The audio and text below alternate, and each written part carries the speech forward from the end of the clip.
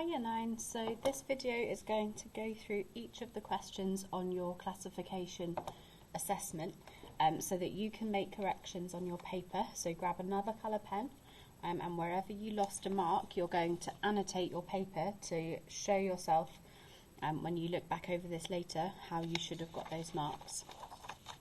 Okay, so question 1 was a food web and it's for the grassland ecosystem. So you can see you've got your producers down at the bottom and then you've got your herbivores that eat the grasses and the dandelions, and then you've got your consumers that are then eating, so the blackbird eats the snail, the fox is eating the rabbit, the owl is eating the blackbird, and so on. And it says 1 year the snail population increased in the grassland area. How would an increase, so more number of snails, cause the caterpillar population to also increase? So why is it that if the number of snails goes up, the number of caterpillars goes up? So what you want to do is have a look at what the snail and the caterpillar have in common, which is that blackbirds eat both. Okay, so blackbirds eat caterpillars and snails. Now we've just said that we suddenly get more snails around and we want to know how that causes the caterpillar production to increase. Well, if there are more snails available for blackbirds to eat, they won't need to eat as many caterpillars to be full, and so therefore there will be more caterpillars. Okay, so you would say something like blackbirds eat snails. If there are more snails to eat, they will eat less caterpillars. Okay. Then in part B, lots of you had the right idea, but the way you were describing it, unfortunately, meant you lost a little bit of a mark. So it says, snail poison can be used to control the number of snails. After some time, each owl contains more poison than each snail. Explain why each owl contains more poison than each snail. So we go back to our food web and we look at owls. And we see that the link between an owl and a snail is through a blackbird. So an owl eats a blackbird and the blackbirds have eaten the snails. So we're going to say blackbirds eat many snails and owls eat many blackbirds. Okay, so we reference what is eating what for 1 mark. And then we say, well, the poison moves up the food chain and it becomes more concentrated. So the key here is that we show that it is accumulating, it's building up. Okay, so you need to say something like more concentrated. Okay, so you could say it accumulates, that's another word that would work. Okay, or it becomes more concentrated. In part C, a scientist wants to record the number of dandelion plants in the grassland area. Describe how they could use a 1 metre squared quadrat to estimate the number of dandelions growing in the grassland area. Okay, so here's my grassland area and I've got dandelions all over the place. Okay, and I'm told that I have a 1 metre squared quadrat. Okay, so this is 1 metre by 1 metre. So it's worth 2 marks. You could have got any from these points. So we have to throw the quadrat randomly several times. So we place the quadrat in random places within the grassland. And once we've thrown it down, we count how many dandelions are in each one. Okay, so let's say we measure it there and there's 1 in there, and we throw it again over here and there's 2. Okay, so we say we found 2 in one of them, and then we found 1 in one of them, and then we've done it again and we found 2. Okay, we find an average number of dandelions per quadrat. So to do that, we take how many we find in our individual quadrats and we divide by how many samples we took. So if I were to take this example, I would do 2 plus 1 plus 2 gives me 5, and I would divide that by 3, okay, because I've done 3 samples to get my average number of dandelions per quadrat. Okay, but that doesn't tell me how many are growing in the total area. So what I would do then is I would find the total area of the grassland, and if I know how many I have per 1 metre squared on average in the quadrat, I can multiply by the area in metres squared, okay, and that will also give me the total number. So 2 marks out of those points, throwing it randomly several times, counting how many are in each quadrat and finding an average number per quadrat, and then multiplying that average by the total area of the grasslands. Okay, so question 2. The picture below shows a mammal called an otter. Give one feature that only mammals have. Okay, so lots of you were writing things that mammals don't have, and that isn't going to answer the question. It has to be that they have this. So you could have said they have fur, you would have got away with hair. They feed their young with milk, and they give birth to live young were your options. So make sure you've got one of those. Okay, now algae is a bit of a tricky one because they actually fit a little bit into 2 categories. They're plant-like, but they can also be referred to as protoctista. Okay, so either of those I will have given you the mark for. Give a feature only amphibians have. Okay, they have moist skin. If you'd have said wet skin, I would have given you the mark, that's fine. I gave you the mark if you said slimy at year 9, but by year 10 and year 11 you need to be using a more accurate term, so moist. Okay, and then the last bit, D and E, you've got give an example of an organism that belongs in the protista kingdom. So that is any kind of bacteria. If you'd have written the word bacteria, I would have given you the mark, but if you also gave me an example of a bacteria, such as Salmonella or E. coli, that would work as well. If you used the word germ, you had the right idea, but this is just a slang term for bacteria, so we want to use the correct term there. Okay, and then last but not least in this question, you needed to match the group to the characteristic. Okay, the key here in flowering plants is it has the word flower in it, so you want to look for the one that says it has flowers. Okay, so these 2 go together. Mosses make spores. We did write these in our books. Ferns also make spores, but they go on the bottom of the leaves. And conifers have needle-like leaves, so that's like your Christmas tree, okay, with the spiky bits. So that 1 correct for each mark there. Question 3, we've got drawing showing 6 living things. They spend all or part of the time in water. Look at the drawings, give the letter of one living thing that uses gills to take in oxygen. Okay, so you could have said a tadpole, or you could have said a trout. Okay, both have gills, the rest do not. Give the letter of one living thing that is covered in scales. Again, a fish has scales, so you could have said trout, but a crocodile also has scales. So it was A or B for the top one, and B or D for the bottom one. This was done very well, actually. You did a good job on this question. In part B, the trout, duck, crocodile, water vole, and frog are all called vertebrates because they have backbones. I think everyone got that mark, so really well done. And then draw a line from each animal to show the group it belongs to. So a frog is an amphibian, a crocodile is a reptile, and a water vole is a mammal. And it was 1 mark if you got 2 correct, 2 marks if you got all 3 correct. Question 4. So, we've got the diagram showing a food chain in a garden. A consumer is something that has to eat something else for its energy.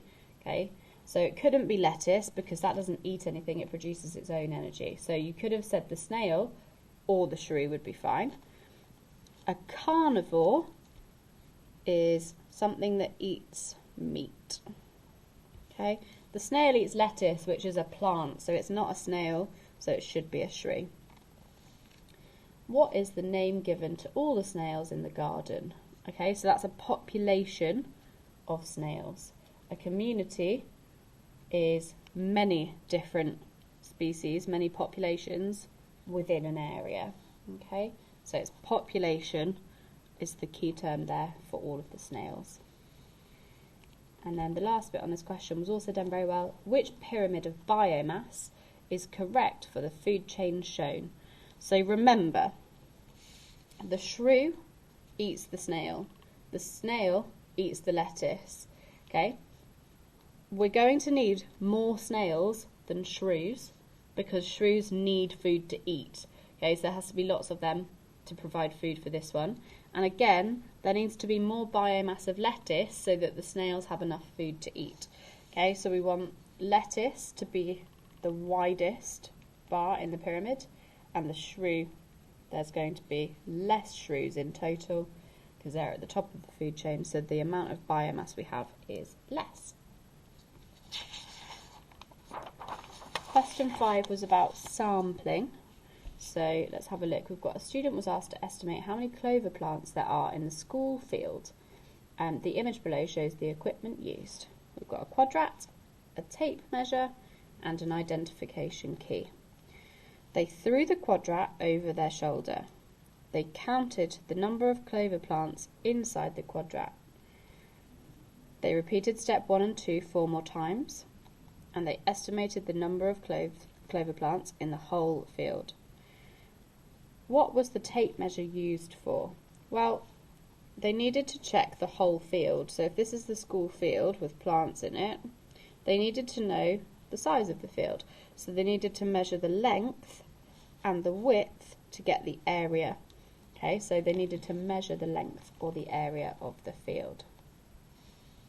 In part B, the teacher told the student that throwing the quadrat over their shoulder was not random.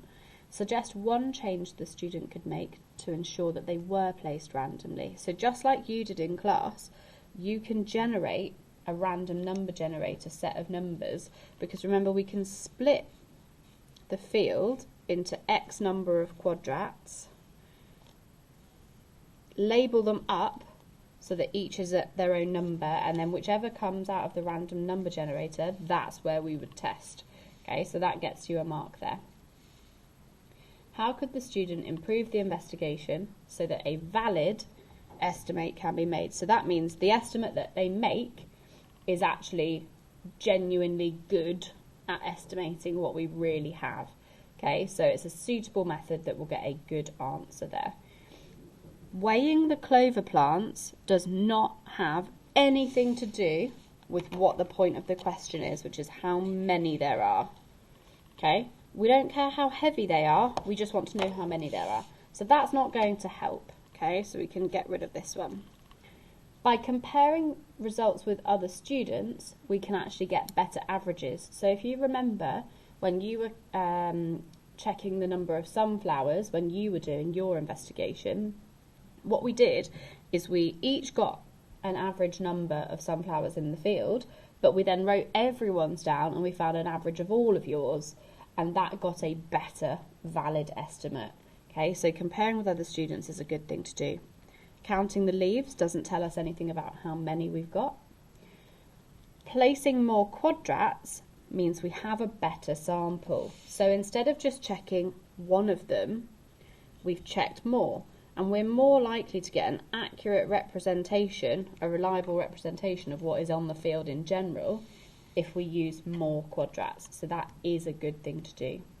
Okay, but placing the quadrats in a line is not random. Okay, so that's a transect there, but that's not a random representation of the whole field. It would be ignoring bits of it, so that's not helpful.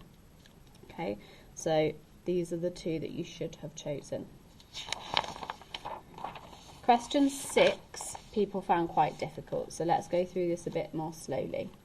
Some students investigated the size of a population of dandelion plants in a field. Here's a bit of a clue. They've used the word population to describe a group of the plants, that actually will help you go back in a previous question. So a bit of an exam tip for you is to use other questions to help you answer different ones. So here's the field, and we're given dimensions of the lengths and the widths, and we can use that to find the total area. So what I've done is I've split my field into two parts, because I know that this section will be 150 by 300 meters squared, and this section here will be 100 by 100 meters squared. And if I add those two values up, I'll get the total area.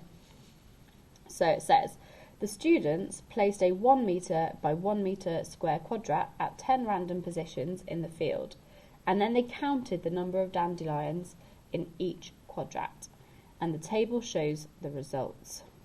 Okay, so you can see that they placed 10 quadrats down, so at random they placed this down 10 times. Imagine drawing 10 of those, and each time they did that, they counted how many dandelions they found inside, and they wrote that down.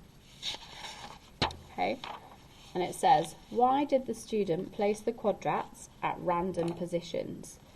So what we're going to say is it avoids bias in your answer, because the dandelions are not perfectly distributed. They're not at even spaces everywhere throughout the field.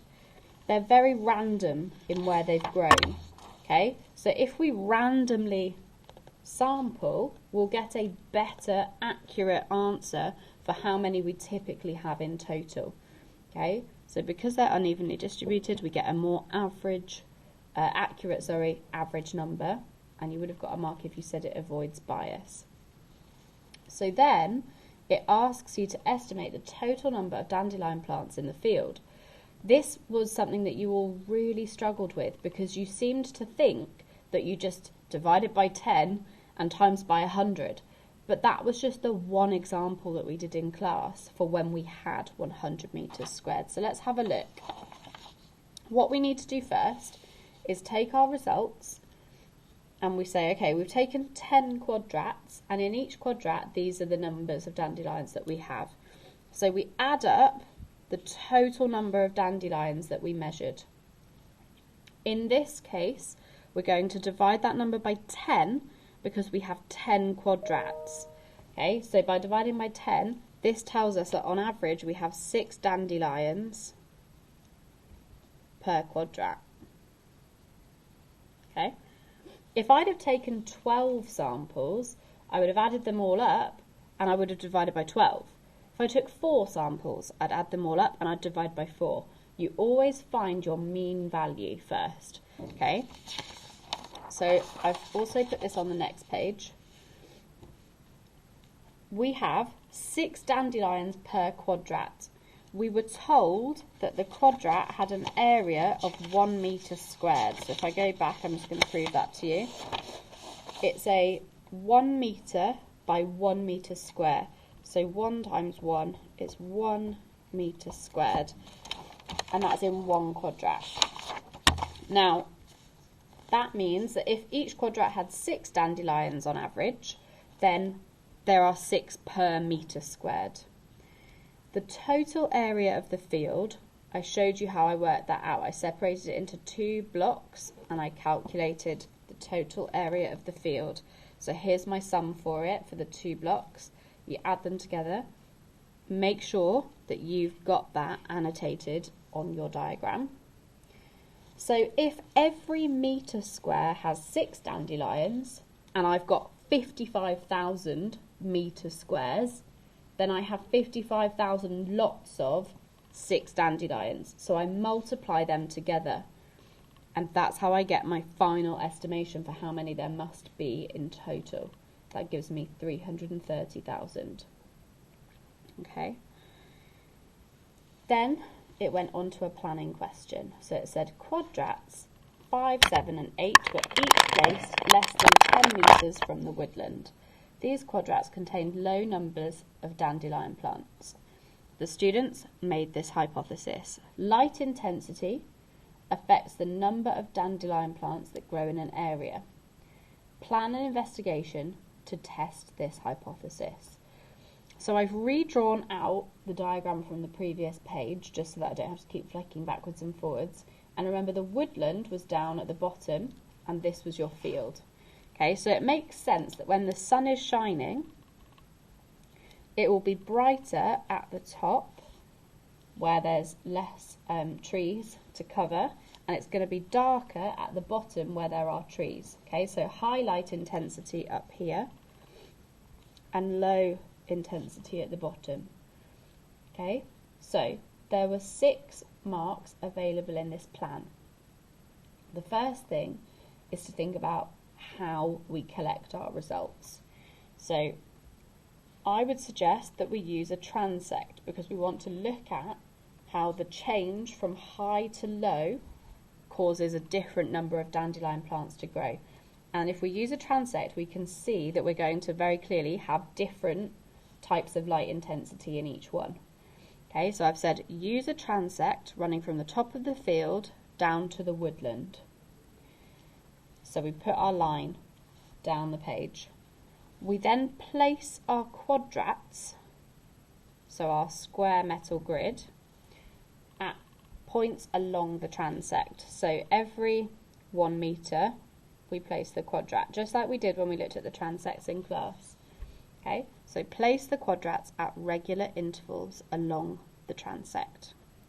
For each one, at each quadrat, we're going to measure how many dandelions we can see in there, and at that point we are also going to measure the light intensity, okay, just using a light meter. And then we repeat that for all of the other quadrats. Okay, so we can see how the number of dandelions is changing and how the intensity is changing. Okay, and you just then compare your answers. So I've said we're going to plot a graph. We're going to put light intensity on the x-axis. So we're going to see how light intensity changes. Okay, so from low to high. And then we're going to look at the number of dandelions that grew for each type of light intensity, okay, from low to high. And then when we plot it, we'll see how the number of dandelions changes with light intensity. You don't have to do that bit, but you just have to show that you know that that's what you would do. Okay, so if you said something about comparing your number of dandelions in different light intensities, that would have got you a mark. Okay, and then you get a bonus mark for saying it's important that you have a large sample size. So you've checked it in many places to improve the validity of your results. Okay, where I've put 2 stars up here, that's because it's worth 2 marks. You get 1 for measuring the dandelions and 1 for measuring the light intensity. Okay, you can use bullet points in tests, that's absolutely fine if it helps you to structure your answer. So if you need to write any of this down, pause it now, otherwise I'm going to move on. Okay. Light is an environmental factor that affects the growth of dandelion plants. Give 2 other factors, so you can't say light because that's already been given. What other things affect how much dandelion plants grow? So lots of you said water, so that was good. Lots of you said temperature, that was good. Some of you mentioned the amount of herbivores, things that eat plants in the area, that was good. But lots of you just used the word soil. Okay, that in itself is not an environmental factor. That is just a thing that we find, which is soil. What is it about the soil that could change that would be a problem for growth of dandelions? So you could have said how acidic it was, the pH, or you could have said the minerals or the nutrient content of the soils. Okay, but you just needed to be a little bit more specific to get the mark there. Okay, so question 7 was about limpets. We've got a snail-like animal called a limpet attached to the rock on a seashore. Okay, and they investigated it in a sheltered bay and an exposed bay. So sheltered is where it's all covered up, exposed is where it's very open to the environment, so the weather conditions are more open there. They measured the height of the limpet and the width of the limpet for 60 different limpets on each shore. Okay, and they showed the measurements. On each shore, the students measured a large number of limpets at random locations. Okay, so if you imagine this is the shore, they didn't just measure 1 or 2, they measured 60. Okay, and they didn't just measure 60 here, they measured 60 at random points.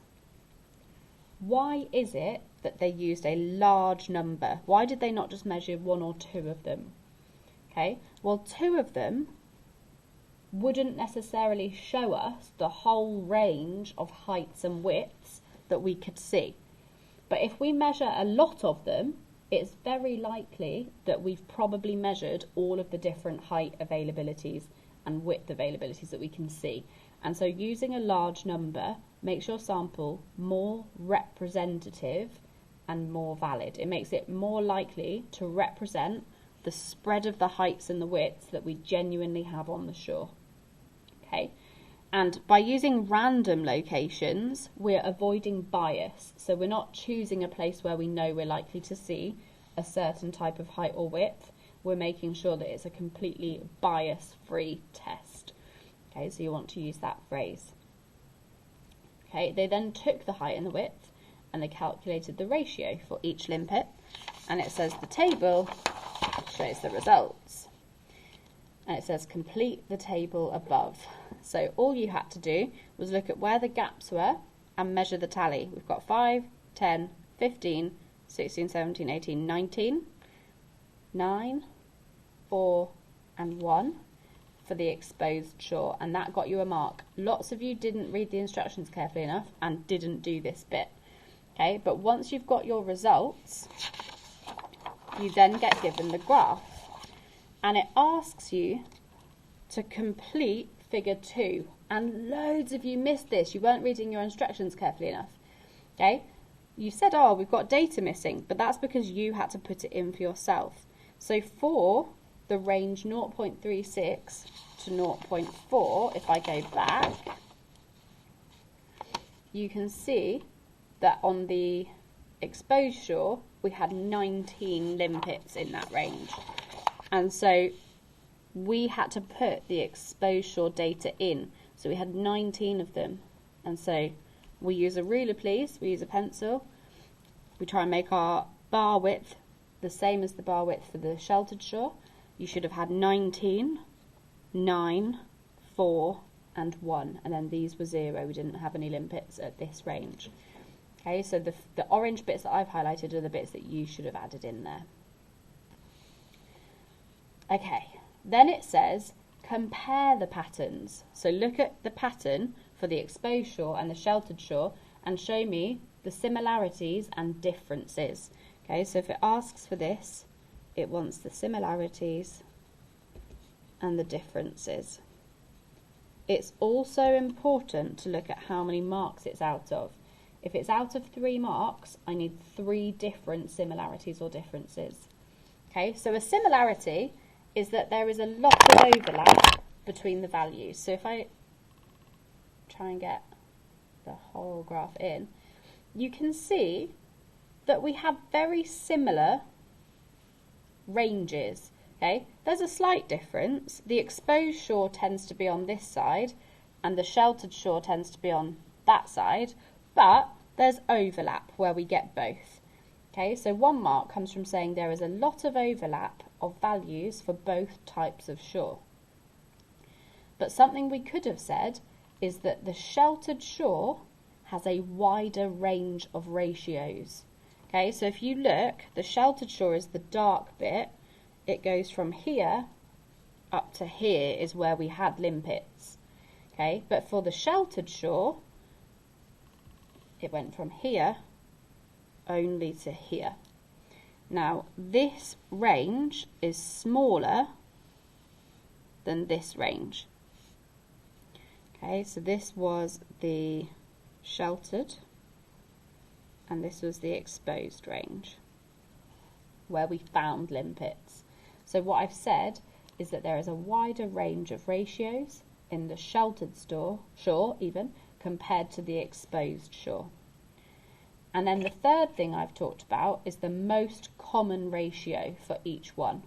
Okay, so we look at where we have our biggest number of limpets in our sheltered shore, which is our dark one.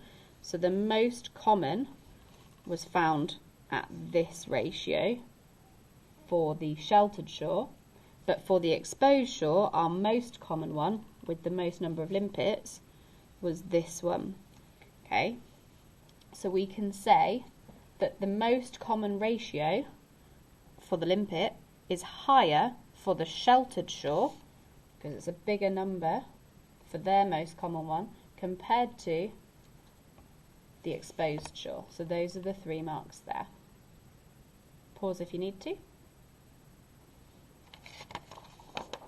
Last but not least, we've got the taxonomy table. You can see the taxons and the names used to classify the otter, but they're not in the correct order. So this is why I asked you to create a mnemonic in our revision lesson so that you could remember the order. Okay, so we've got 1, 2, 3, 4, 5, 6, 7, and 8. Okay, so this was the order that you should have memorized it in. So domain, kingdom, phylum, class, order, family, genus, and then species. Okay, so because this is the most specific we can be, think about how we use our classification branches. We've got anything living, and then we've got the kingdoms coming next. We've got the 5 kingdoms, and then within a kingdom we've got different orders, and then within an order we've got, phylum. Within a different phylum we've then got a different class. Okay, and then the classes break down into orders, orders break down into families, families break down into genus, and then a genus breaks down into a species. This is what narrows down specifically what animal we have. Okay, and so these last 2 are how we know specifically what we've got, which means that's going to give us the name of what we've got. Okay, so you just take the last 2. Okay, and that gives you your scientific name of the otter. So more scientifically, an otter is known as a lutra lutra.